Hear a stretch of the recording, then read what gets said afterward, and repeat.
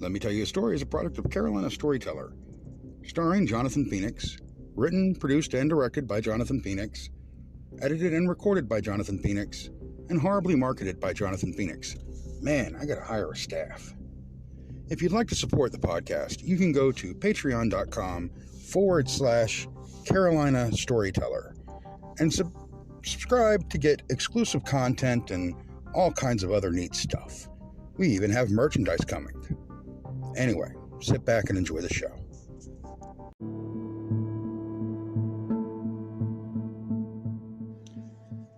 Welcome back, folks. Glad to have you here. Hope you guys had a great week. Hope you guys are ready for another story. I put a lot of thought into this week's story. I mean, so far I've tackled a legend, told a paranormal story from my past, told you about the first fire that I've been through. So I wasn't sure where I was going to go this week. And then I landed on something really interesting. I want to tell you a story about a car. A car named Storm. A car named Storm and a road that we called the Devil's Road. Sounds interesting, right? Sit back, relax, and let me tell you a story.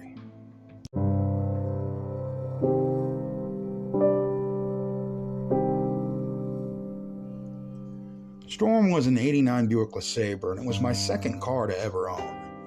It was roomy, had great air conditioning, drove well, got great gas mileage, fit all of my friends. So we used it to go to our paranormal investigations that we did back then. I was only 18, first time out on my own. We went to places like the graveyard from my earlier story, a place we called Wolves Den. We went out to Wedgefield to see if we could find the headless ghost. We went to look at Alice's grave. And we went to a place called Old Gun Church, and near Old Gun Church, to a place that they called the Devil's Road. Now, the Devil's Road was a haunted road where supposedly if you backed your car down the road and turned it off and watched in the mirror, you would see this black form making its way to your car. Now, the challenge was to wait until it got close enough to where it could almost touch your car, but if it got to your car wouldn't start, and you'd be trapped. And all it had to do was wait you out, or get into the car if it could get through the locks. So, one night, we decided we were going to test this ghost story.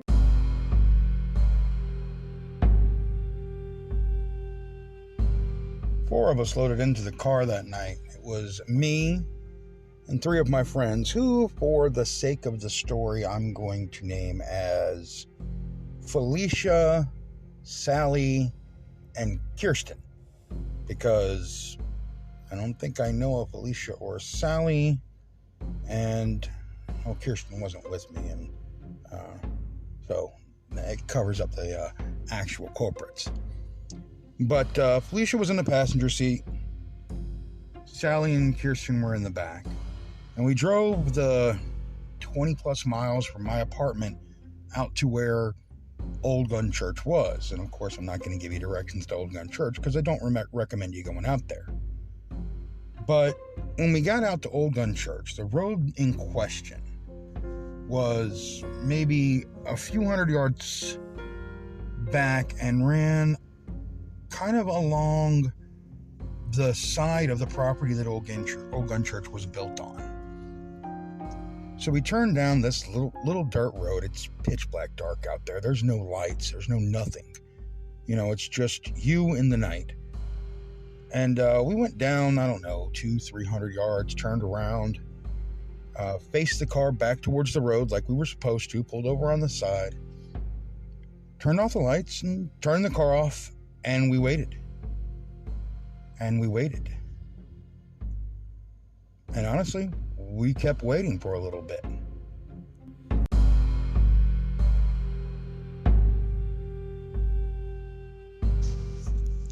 It had been about 15 or 20 minutes that we had sat there in silence, the four of us, looking into mirrors and glancing back over our shoulders, waiting to see something, and nothing had happened. And I was almost to the point that I wanted to call it and just say, let's get out of here. It's a waste of time. There's obviously not really something freaky that's going to happen on this road. When in the passenger side mirror, Felicia saw something. She wasn't sure what, but she swore she saw a figure next to a tree, maybe 200-300 yards back. And of course, we all looked back and started watching. And then we'd look in the mirrors, and the next one to notice it was Kirsten. She looked in the rear view and saw the same thing move from tree to tree like it was sneaking towards us. I was the next one to notice it out of the driver's side mirror. This figure just kept moving closer and closer, bouncing between trees as it was closing in on us, and I wasn't sure what it was. It was a, inky black, form, arms and legs, but it didn't look right. It just looked wrong. And it continued to creep closer and closer to the car. And of course, we continued to sit there and watch it get closer and closer. Never once thinking, okay, we see something, time to get the hell out of here. We wanted to see how close we could let it get, which, as I've said, we do the stupid thing sometimes. If you like paranormal, true crime, cryptids, or anything else weird, check out the Ouch Was That a Ghost podcast brought to you by your host Liz. You can find Ouch Was That a Ghost on Spotify, Apple, or any other audio platform. New episodes drop every Thursday.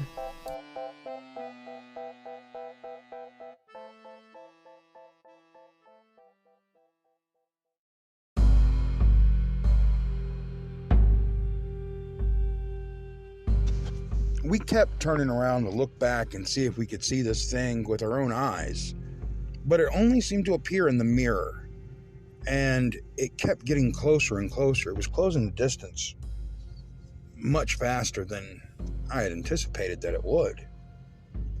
And eventually, the bright idea came out that maybe, just maybe, we were letting it get too close. So I turned around and tried to start Storm. And Storm would not start. Now, this is exactly what the legend said. Park down there. When it got close enough, if it got too close, your car wouldn't start. So I turned the key a few times and the car wouldn't start. And so this kind of started us all to panic. And so we all start looking in the mirror for this thing and trying to see it. And none of us can find it. We can't figure out where it's gone now. And suddenly, just this scream erupts from Sally in the back seat because she's looking in the passenger side mirror. I mean, no, she was looking in the rearview mirror, and she could see it. Its hands on the trunk of the car. And I looked in the mirror, and I looked back, and I looked in the mirror, and I looked back, and it was slowly creeping along the side of the car. And again, I tried to crank the car again, and I couldn't find it. And Felicia started saying that she swore that she thought she heard someone trying the door of her car. And we could see the thing on that side of the car. It slunk back around to the other side. And of course, by this time, I'm up on my knees. I'm in the driver's seat. I'm looking around, because I'm trying to figure everything out. We're all making sure the doors are locked and everybody's freaking out. And we're just trying to figure out where this thing is. And I get one more glance in the mirror, and it's like it's crawling onto the back of the car. It's this black form. I didn't see a face or anything. The head looked like it had like points on it, but it was just clawing its way onto the trunk of the car behind us. And of course, everybody's freaking out, and I turn around in my seat, but through my normal eyes, I couldn't see anything, so I had no clue where this thing was going to go next. And we were all trapped at its mercy at that moment and didn't know what was going to happen to us.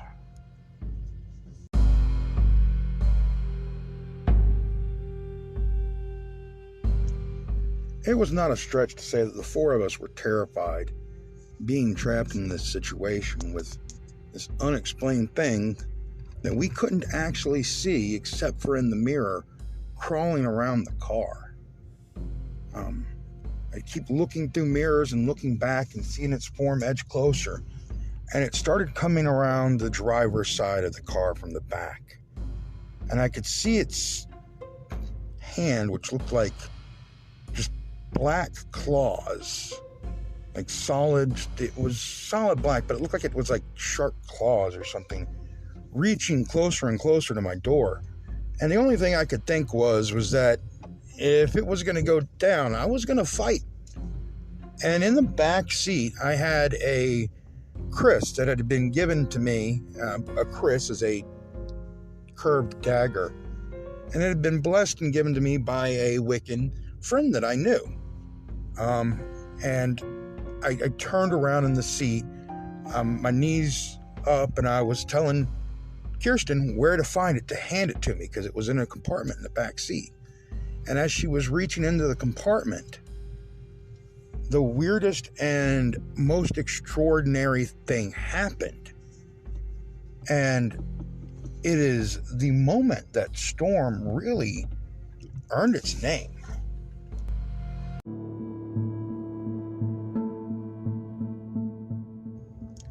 As the unseen creature closed on me and my three friends, Storm roared to life on its own. I was still turned around in the seat, so I couldn't have been driving it. But it just took off, throwing dust behind it and just barreling down this dirt road. And as I'm turning around, it turns itself left onto the road and towards home. It must have gotten a quarter mile away before I had actually retaken control of the vehicle to drive it myself.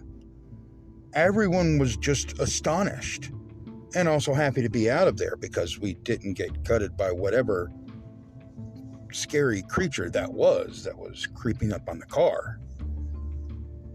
We drove all the way back to the apartment building where I stayed at, and we went and got one of my friends who was more knowledgeable about the occult. And we told everything about it, and we were talking about it and telling him what had happened and how the car had just reacted without so much as any input from me or anybody else. And he said that I needed to name the car. And as soon as he said that, a thunderstorm came up. There was lightning, and it was raining, and it just started really hard, and I looked out at the car, and I said, I'm going to name her Storm. And that was how Storm got her name. And for the longest time, she was a very good car and protected me in probably numerous ways, until her untimely demise, which will be another story for another time.